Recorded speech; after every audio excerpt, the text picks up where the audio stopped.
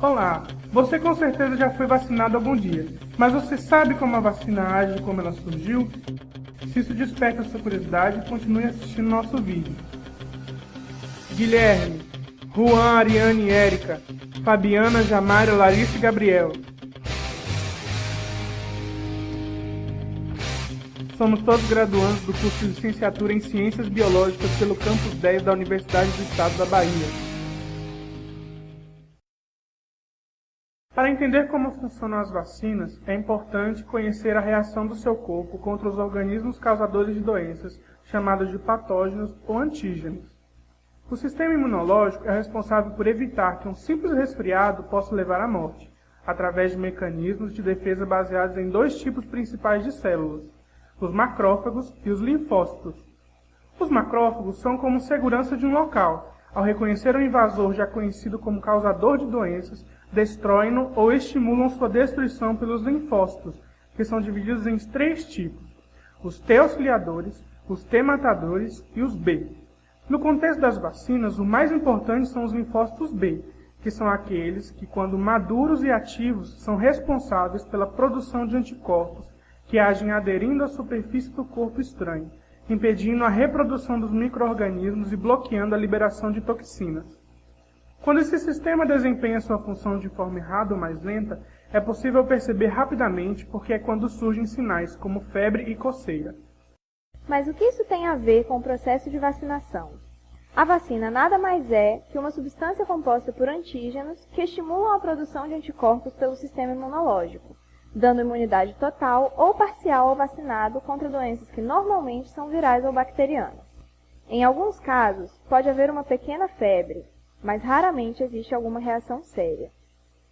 Seu mecanismo de ação faz com que, ao ter um novo contato com o causador da doença, seu corpo já saiba como destruí-lo e o faça rapidamente.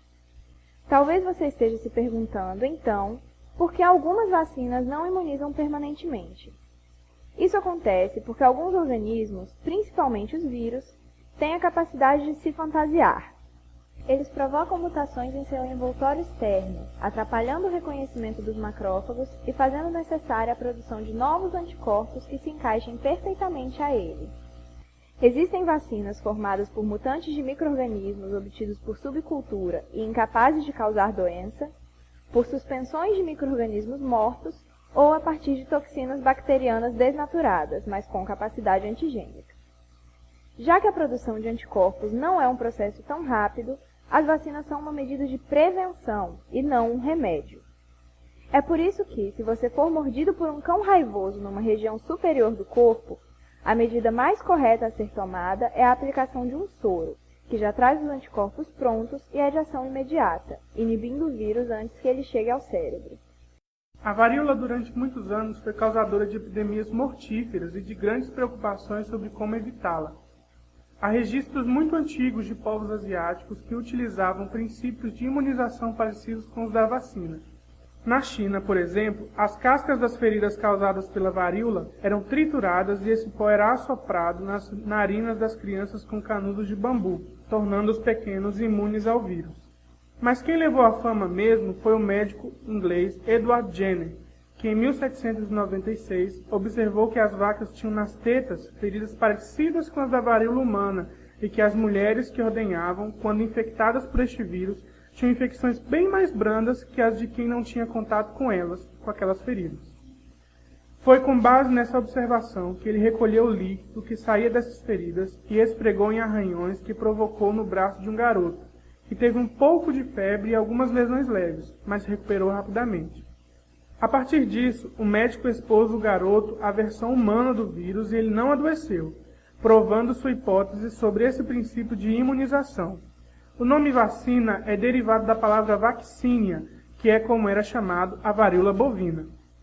Embora tenha sido a possível solução para um dos maiores problemas que a humanidade enfrentava na época, a vacina não foi bem recebida por todos. Alguns grupos religiosos a alertavam, no início, para o perigo da degeneração da raça humana pela contaminação com material bovino, alegando que a vaca é um ser inferior ao homem. No Brasil, em 1904, o Congresso instaurou a lei que tornava obrigatória a vacinação contra a varíola. Com o auxílio da polícia e sob o comando do sanitarista Oswaldo Cruz, a brigada de vacinação tinha permissão para entrar nas casas das pessoas e vaciná-las à força. Como a maior parte da população não tinha conhecimento sobre os efeitos das vacinas, houve muita resistência violenta, o que ficou conhecido como Revolta da Vacina. Devido a essas reações populares, a campanha foi temporariamente suspensa e, com a situação controlada, retomada, levando à erradicação da varíola em alguns anos. Mesmo depois de muitos anos sendo utilizadas, as vacinas ainda encontraram contestações que atingiram grande parte da população, como quando, em 1998, o médico Andrew Wakefield publicou estudos que propunham as vacinas como causadoras de autismo. Isso fez com que muitos pais deixassem de vacinar seus filhos por medo de que eles se tornassem autistas, alarmando as autoridades com relação a algumas epidemias. Algum tempo depois, foi provado que Wakefield manipulou os resultados de seus testes, o que derrubou a teoria de que as vacinas causam autismo. Desde seu surgimento até os dias atuais, foram criadas e aplicadas gratuitamente as vacinas para diversas doenças, como a varíola, a raiva, a tuberculose e a poliomielite. Esta última, hoje, é dada às crianças desde recém-nascida por via oral, o que é uma grande motivação para os pais levarem seus filhos para vacinar sem medo de machucá-los. Para reforçar este incentivo, existe o Zé Gotinha, um personagem animado criado para chamar a atenção das crianças para os benefícios da vacina em gotas. Esse tipo de iniciativa ajudou a erradicar no Brasil a varíola em 1978 e a poliomielite em 1990. A vacina é, portanto, uma das tecnologias mais importantes utilizadas pela medicina atualmente e uma medida de grande utilidade para a população, já que, apesar de apresentar alguns efeitos colaterais, os benefícios que ela traz são muito maiores e as doenças que previne são muito piores. Só a varíola matou, no século XX, quase 500 milhões de pessoas, o que totaliza mais do que todas as mortes por guerras ocorridas nesse mesmo período. Junto com os antibióticos, a vacina nos protegeu tão bem que nos permitiu chegar à marca de 7 bilhões de pessoas vivas.